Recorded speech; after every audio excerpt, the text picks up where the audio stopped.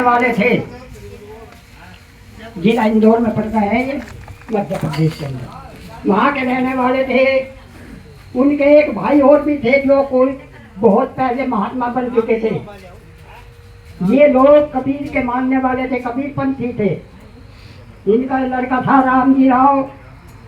एक बार की बात है कि परिवार की एक महिला कपड़े धोने के लिए नदी में जा रही थी, तो उनको वे महात्मा आते हुए नजर आए, जिनमें उनका भाई साहब भी था मानव जी का। उन्होंने आके घर पता करा, कहने के जो आपके जो भाई साहब है जो महात्मा बन गए थे, आज हमारे यहाँ पधार रहे हैं, जंगल में गुजारे।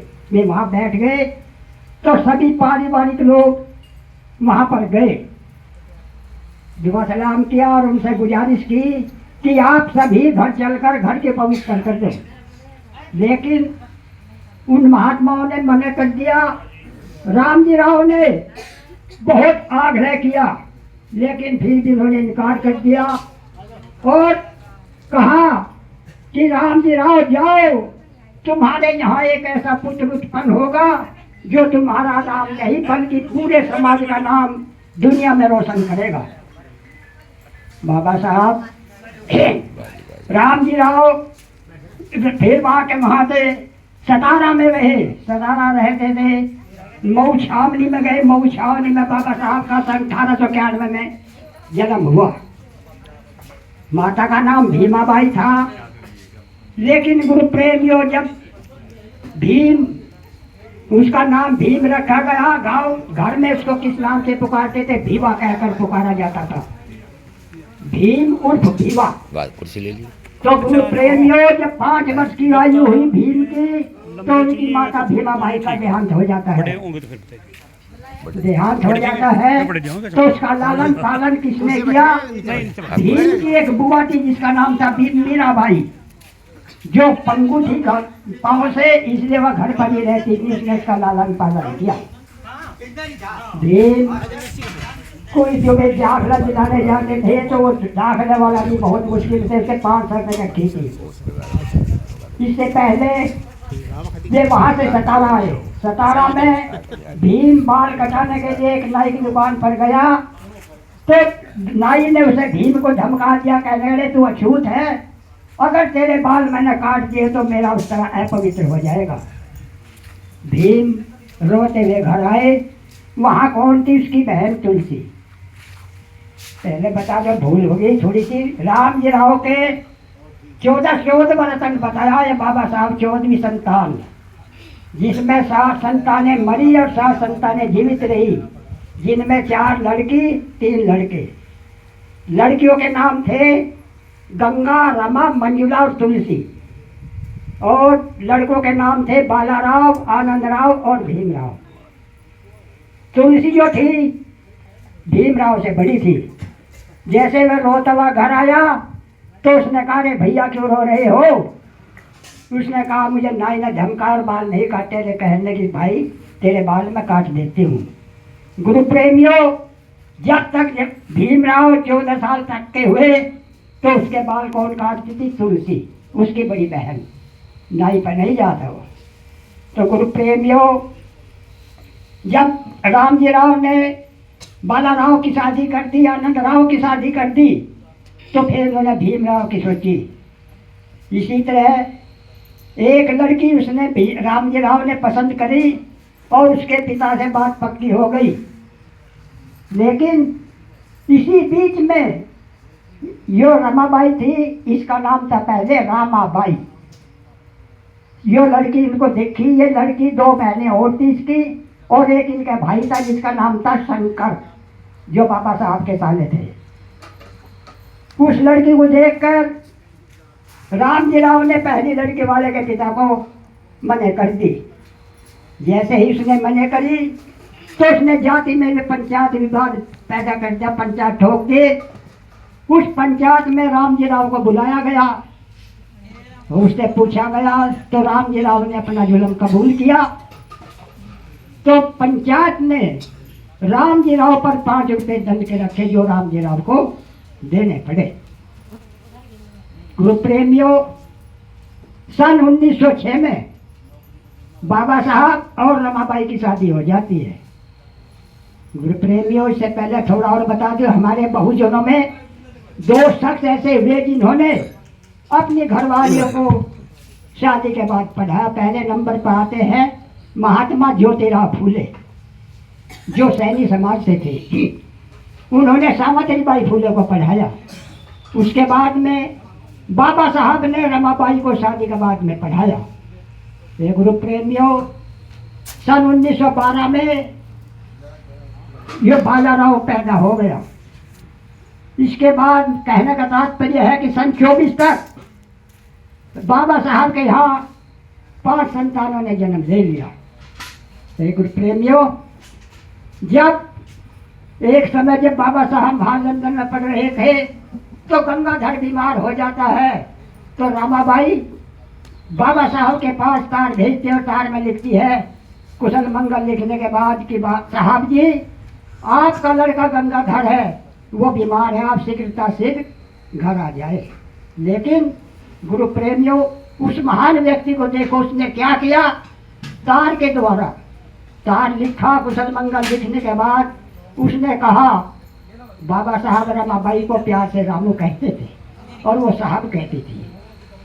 उसने कहा, रामू तू एक बच्चे की बात करती हो, हिंदुस्तान के करोड़ों वंचित पीड़ित बच्चे मेरे बच्चे हैं, मुझे इन सब की फिक्र है।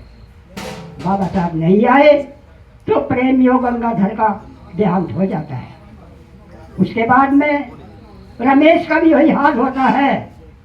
उसके बाद माता रमाबाई ने दूसरों के घर बर्तन मान गोबर के उपले गो से पात करके 16 रुपए इकट्ठे किए थे। हे गुरु प्रेमियों, बाबा साहब उधर लड़की जो हिंदू थी वह भी बीमार पड़ गई। तो रमाबाई उसके लिए दवा लेने के लिए डॉक्टर के पास जा रही थी। तो रास्ते में उसे डाकिया मिल गया और डाकिये ने वो तार उसके हाथ में थमा दिया।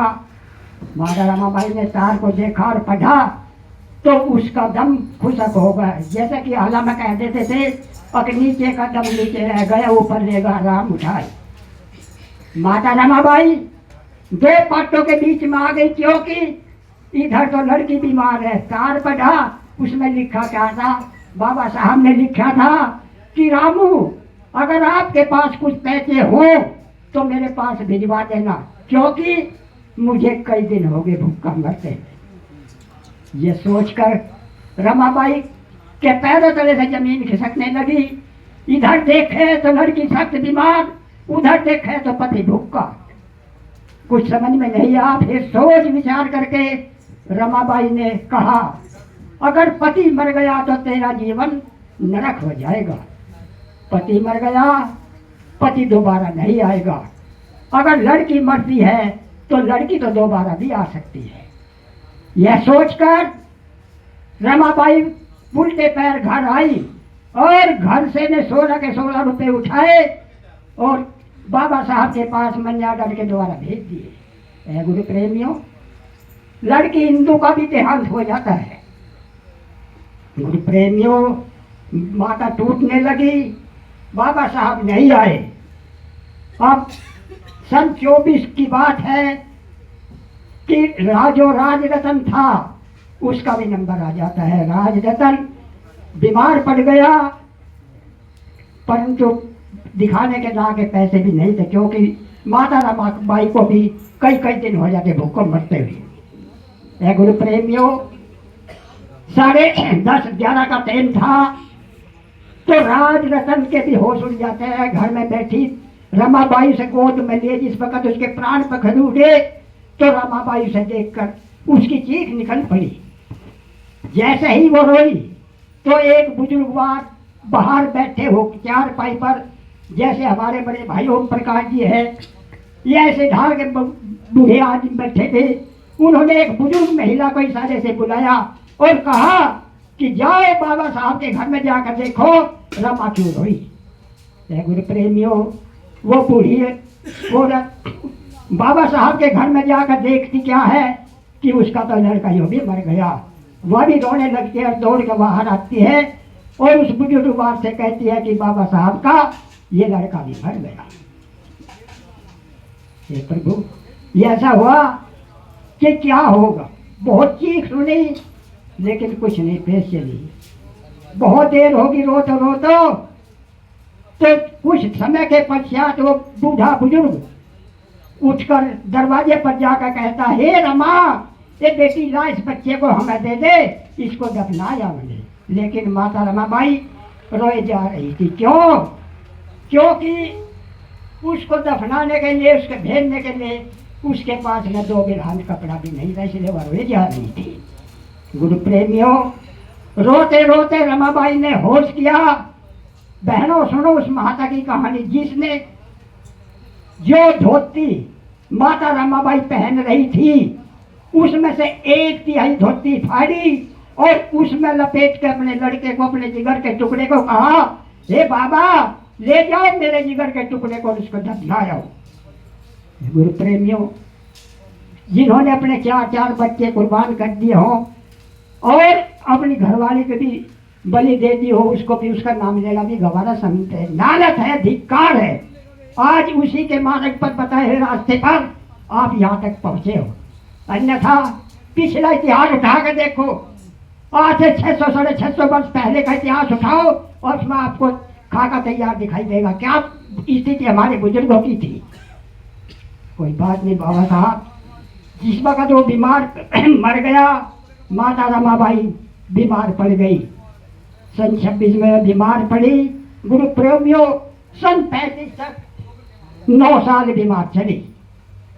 एक दिन की बात है, सुबह की, माता रमाबाई कहने लगी बाबा साहब से कि साहब आज आप घर बाहर मत जाना। बाबा साहब ने कहा, क्यों रामू, ऐसी कौन सी बात है जो मैं आज बाहर ना जाऊं?